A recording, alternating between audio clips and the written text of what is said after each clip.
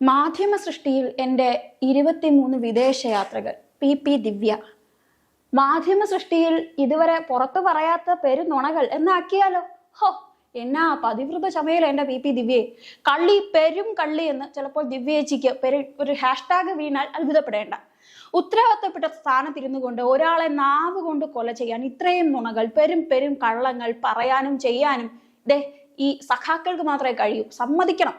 യാത്രയപ്പ് ചടങ്ങിൽ ADM നവീൻ ബാബുവിന്റെ വിഷയത്തിൽ പി ദിവ്യ ഇതുവരെ പറഞ്ഞിരുന്നതെല്ലാം പെരും നുണയാണെന്നാണ് റിപ്പോർട്ട്. ADM നവീൻ ബാബു എന്ന ഏറ്റവും നന്മയുള്ള ഒരു ഉദ്യോഗസ്ഥനെ പരസ്യമായി അപമാനിക്കാൻ പി ദിവ്യ നടത്തിയ ആസൂത്രണ നീക്കമാണ് പുറത്തു വന്നിരിക്കുന്നത്. ലാൻഡ് റവന്യൂ ജോയിന്റ് കമ്മീഷണർ റിപ്പോർട്ടിലുള്ള കാര്യങ്ങളാണ് പറയുന്നത്. ചടങ്ങിന് മുൻപ് ദിവ്യയുടെ സഹായി 4 വട്ടം കളക്ടറുടെ സ്റ്റാഫിനെ വിളിച്ചു, പരിപാടി ചിത്രീകരിക്കാൻ ആവശ്യപ്പെട്ടു. വീഡിയോ കൈപ്പറ്റിയതൊക്കെ ദിവ്യയാണെന്നാണ് കണ്ണൂർ വിഷൻ പ്രതിനിധികളുടെ മൊഴി. ഇത്രയേറെ ആസൂത്രണം നടത്തിയിട്ടും വഴിയേ പോകുമ്പോൾ പരിപാടിക്കെത്തി എന്നായിരുന്നു നമ്മുടെ ദിവ്യേച്ചിയുടെ പ്രസംഗം. നാട്ടിലെ ഭയങ്കര എന്തോ സംഭവമാണെന്നൊക്കെ വച്ച് കാച്ചെന്ന് കണ്ടു. ലോക നുണച്ചിയ കള്ളിയ എന്നൊക്കെ ഇനിയിപ്പോ നാട്ടിൽ അങ്ങ് ഹാഷ്ടാഗ് ഒക്കെ വീണിട്ടുണ്ടാകും അല്ലയോ? പെട്രോൾ പമ്പ് അനുമതിക്കായി നവീൻ ബാബു കൈക്കൂലി വാങ്ങിയതിന് ഒരു തെളിവുമില്ല എന്നുള്ളതാണ് റിപ്പോർട്ടിലെ കണ്ടെത്തൽ. ഒന്ന് ഓർത്തു നോക്കൂ. മനോവിഷമം കൊണ്ട് ആത്മഹത്യ ചെയ്ത ആ ഉദ്യോഗസ്ഥന്റെ ശാപമുണ്ട് ഇവർക്ക്. 14/10/2024 വിവാദ യാത്രയപ്പിൽ നവീൻ ബാബുവിനെ പി ദിവ്യ പരസ്യമായി അധിക്ഷേപിച്ചത് ഒരു ആകസ്മിക സംഭവമല്ല എന്നാണ് ലാൻഡ് റവന്യൂ ജോയിന്റ് കമ്മീഷണറുടെ അന്വേഷണ റിപ്പോർട്ടിൽ തെളിയുന്നത്. ആദ്യം യാത്രയപ്പ് നിശ്ചയിച്ചത് 11-നാണ്. അന്ന് അവധി പ്രഖ്യാപിച്ചതിനാൽ ചടങ്ങ് മാറ്റി.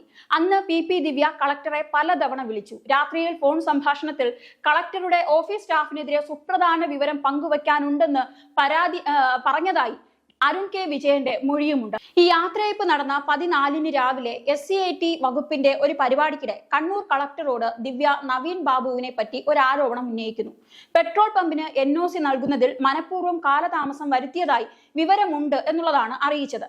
പരാതി ഉണ്ടെങ്കിൽ അത് തരാൻ ആവശ്യപ്പെട്ടാൽ തെളിവ് തന്റെ പക്കലില്ലെന്നാണ് ദിവ്യ പറഞ്ഞതായാണ് കളക്ടർ പറയുന്നത്. പക്ഷേ വിഷയം ദിവ്യ വിട്ടില്ല എന്ന് പറഞ്ഞതായി കളക്ടർ പറയുന്നു. ഉച്ചയോടെ 4 തവണ ദിവ്യയുടെ സഹായി കളക്ടറുടെ സഹായിയെ ഫോണിൽ വിളിച്ച് ചടങ്ങ് തുടങ്ങിയോ എന്നൊക്കെ വിളിച്ച് അന്വേഷിക്കുന്നു. പിന്നീട് ദിവ്യ നേരിട്ട് തന്നെ കളക്ടറെ വിളിച്ചു വരുമെന്ന് പറയുന്നു.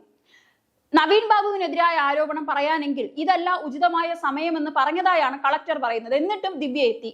ദിവ്യ മാത്രമല്ല, ദിവ്യ ആവശ്യപ്പെട്ടതനുസരിച്ച് പ്രാദേശികമായ ഒരു ചാനലും കൂടെ എത്തി. കണ്ണൂർ വിഷൻ എന്ന ചാനലിന്റെ പ്രതിനിധികളും ക്യാമറയുമായി എത്തി.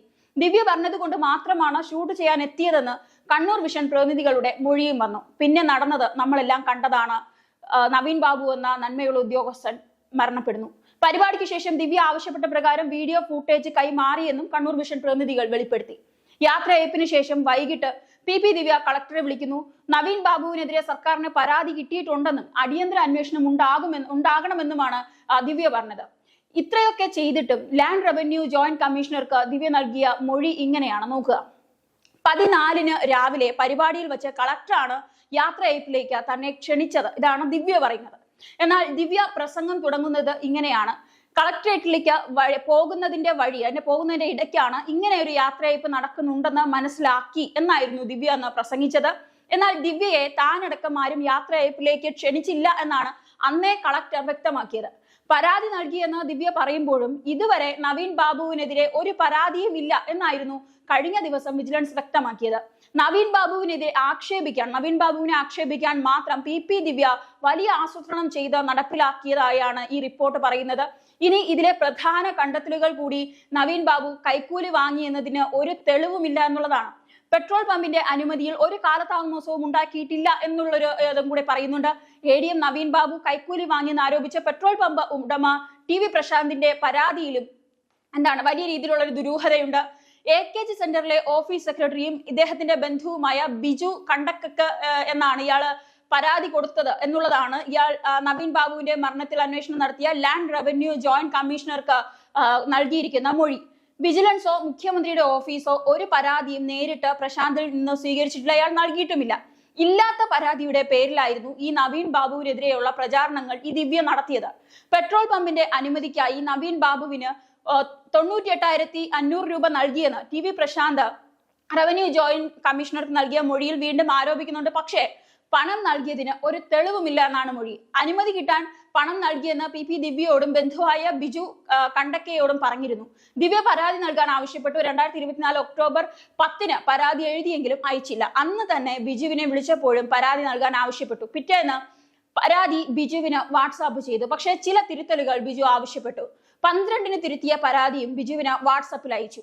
14 വിജിലൻസിൽ നിന്ന് വിളിച്ചെന്നാണ് പ്രശാന്തിന്റെ മൊഴി. അപ്പോഴും പണം നൽകിയതിന് ഒരു തെളിവുമില്ലെന്നാണ് പ്രശാന്ത് പറയുന്നത്. ഇതോടെ വാട്സാപ്പിൽ നൽകിയ പരാതി അല്ലാതെ വിജിലൻസിനോ മുഖ്യമന്ത്രിക്കോ പ്രശാന്ത് പരാതി നൽകിയില്ല എന്നുള്ളത് മൊഴിയിൽ നിന്ന് തന്നെ വ്യക്തമായിരിക്കുകയാണ്. 10 തന്നെ പ്രശാന്ത് മുഖ്യമന്ത്രിക്ക് പരാതി നൽകിയെന്നായിരുന്നു ഇടത് കേന്ദ്രങ്ങളുടെ പ്രചാരണം. ഇത്തരത്തിലുള്ള എല്ലാവരും ഇതിനെ മൂടി വെക്കാൻ പറഞ്ഞത്. പക്ഷേ പരാതി കിട്ടിയതായി മുഖ്യമന്ത്രിയുടെ ഓഫീസ് സ്ഥിരീകരിച്ചിരുന്നില്ല. മാത്രമല്ല, ഈ പ്രചരിച്ച പരാതിയിലെ പ്രശാന്തിന്റെ പേരും ഒപ്പുമൊക്കെ വ്യാജമാണെന്ന് പിന്നീട് തെളിഞ്ഞു. ഇതെല്ലാം ദിവ്യയുടെ തലയായിരിക്കും. ഈ കഴിഞ്ഞ ദിവസം വിജിലൻസിലും പരാതി ലഭിച്ചിട്ടില്ലെന്ന് വ്യക്തമാക്കി.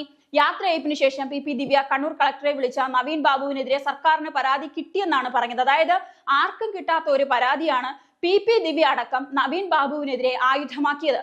പരാതി തയ്യാറാക്കിയതും പ്രചരിപ്പിച്ചതും ആസൂത്രിതമാണെന്ന് ഇതിലൂടെ വ്യക്തമാകുന്നുണ്ട്.